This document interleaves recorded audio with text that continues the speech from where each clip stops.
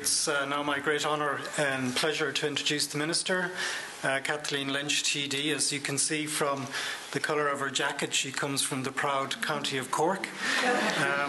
And people from Cork have great civic spirit and passion, and I think you'll agree the Minister is no exception.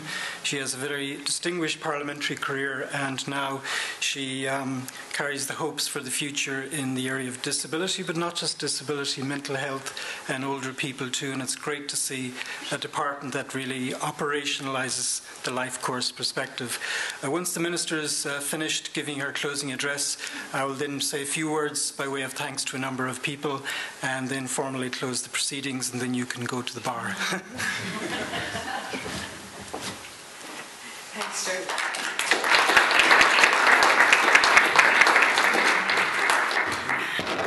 Good evening, everybody.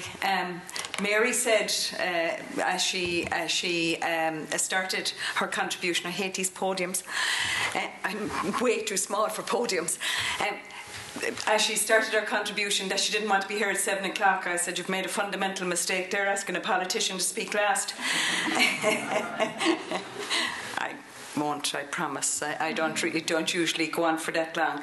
But it's always very useful to have someone sum up in such detail of the afternoon's events. And I was looking at the agenda for this conference, and I would have to say that it is the agenda, as Barbara probably has already told you. It is the agenda of our section of the department. Now, we have a very small section of the department, but I believe a critical part of the department.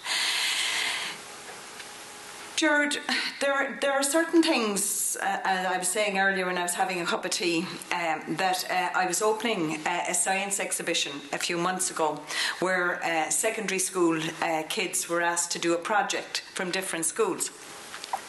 And I walked around in advance of opening the exhibition, and I discovered that one of the schools from Ballyvihan, an area I would know very well, their project was that they had discovered that teenagers need more sleep than the rest of us. You know, I really felt, I could have told them that before they started the project. But in saying that, sometimes we do need research to confirm what we instinctively know. And I think that is the great benefit of this type of conference and of the faculty which Gerard is heads up.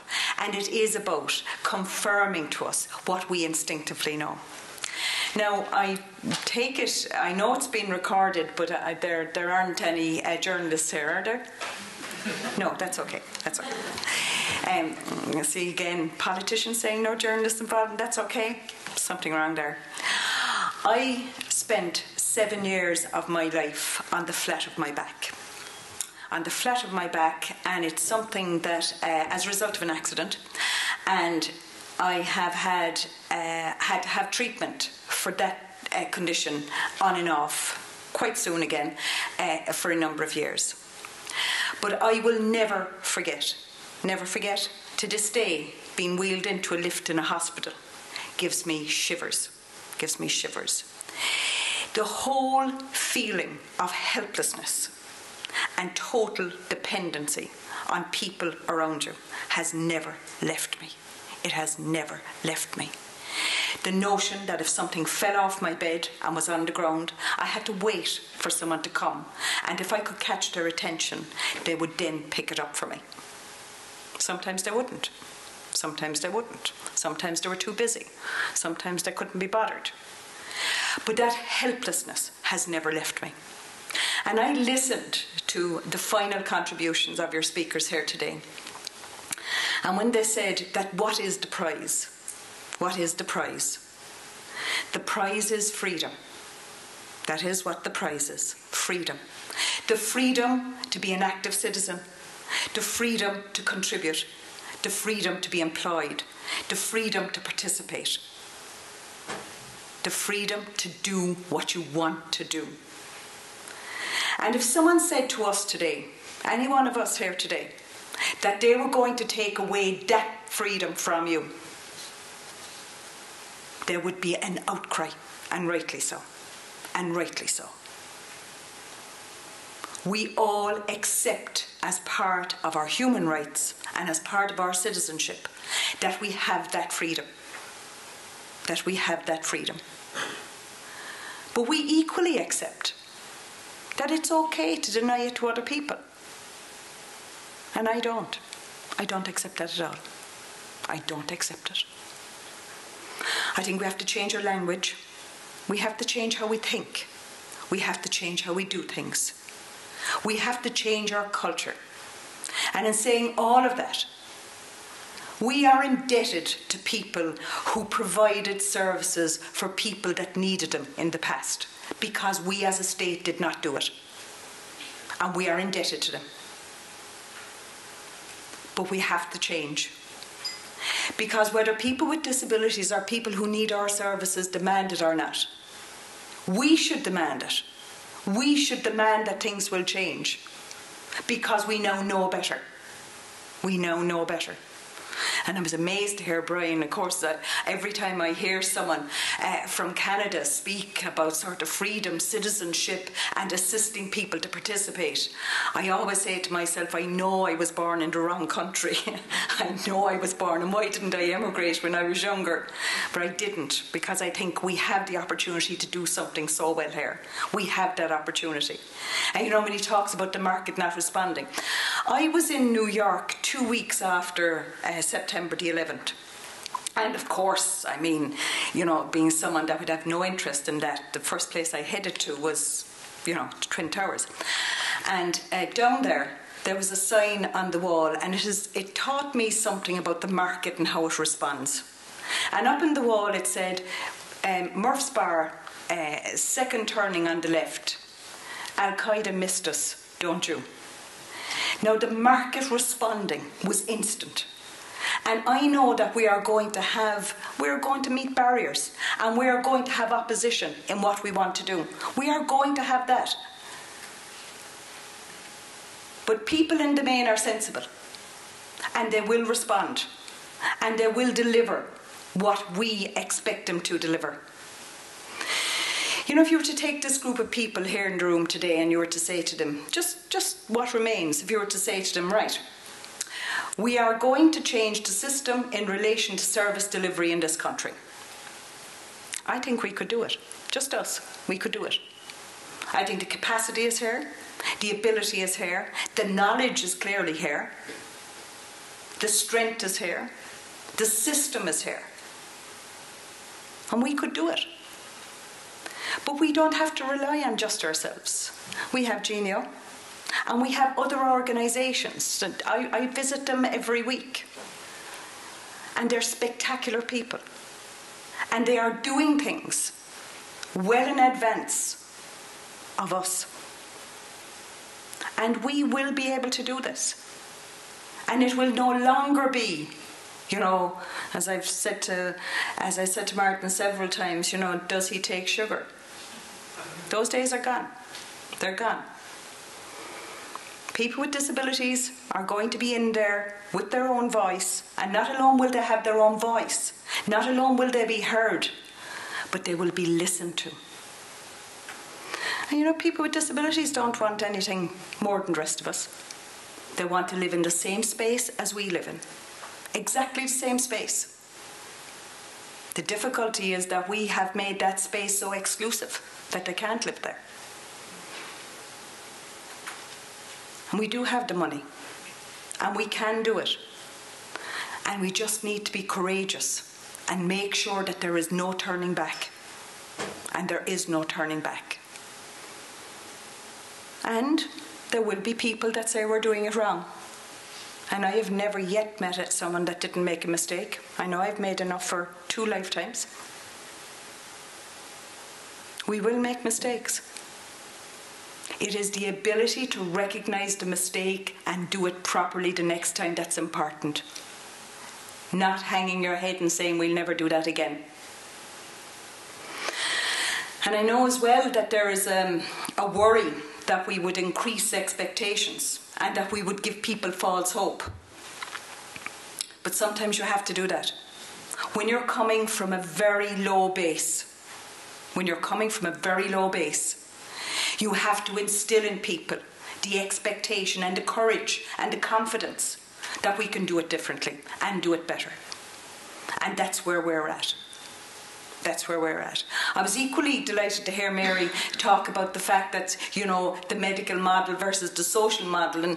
And one man came in from independent living one day to me, and he didn't believe that we were going to do it. You know, he said, this is never going to happen. As with other people that said we would never get standards into institutions. And he said to me, you know, I don't know why I'm talking to you. He said, you are a minister within the Department of Health. I'm not sick. I have a disability. I have a mobility problem. I am not sick. If I am sick, I will go to the doctor, and if I'm very sick, he'll send me to hospital. I am not sick. And I think it's changing that type of mindset, that culture, the language. The officials in the department write incredible speeches, and it's all here in front of me. But we need to change the language. We need to change the language. And in changing the language, we will change the mindset. As someone who has spent, as Etna Fitzgerald will tell you, 30 years fighting for women's rights, I know how important language is. Language is fundamental.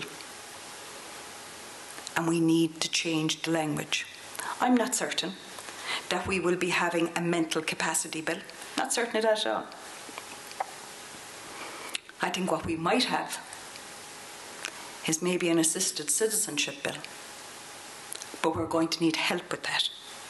And we're going to need help from people like Gerald Quinn, from the NDA, and from all of the other experts. But we're going to need help with it. And once you talk about it in that term, then it changes how you think. And more important than anything else, we, those of us who are able-bodied, need to change how we think. How we think. Because everyone else feels that they are entitled to this, and I feel they are as well.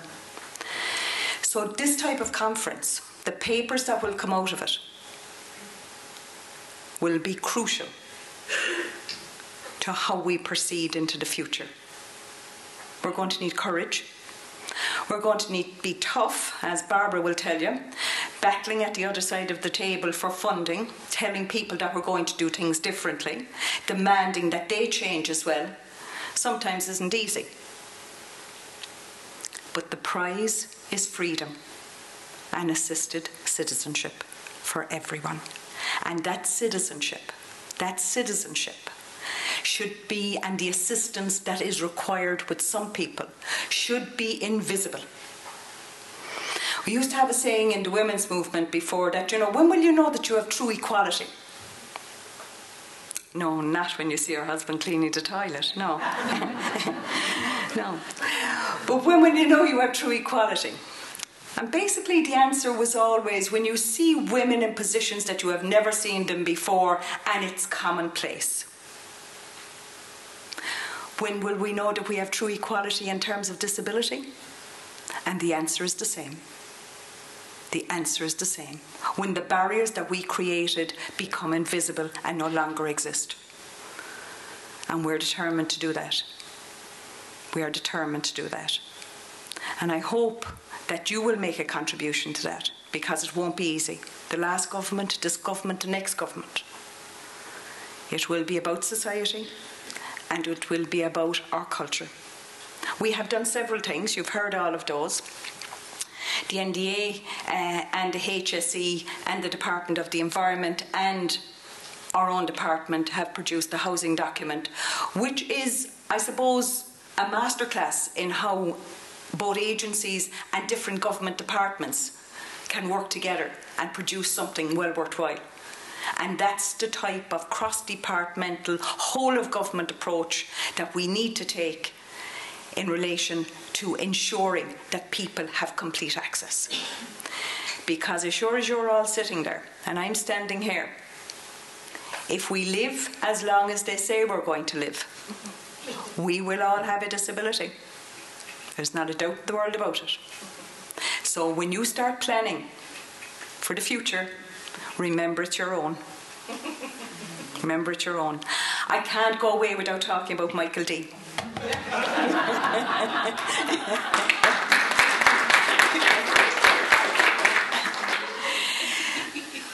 Michael D. Higgins, I hope still my friend, but definitely my former comrade.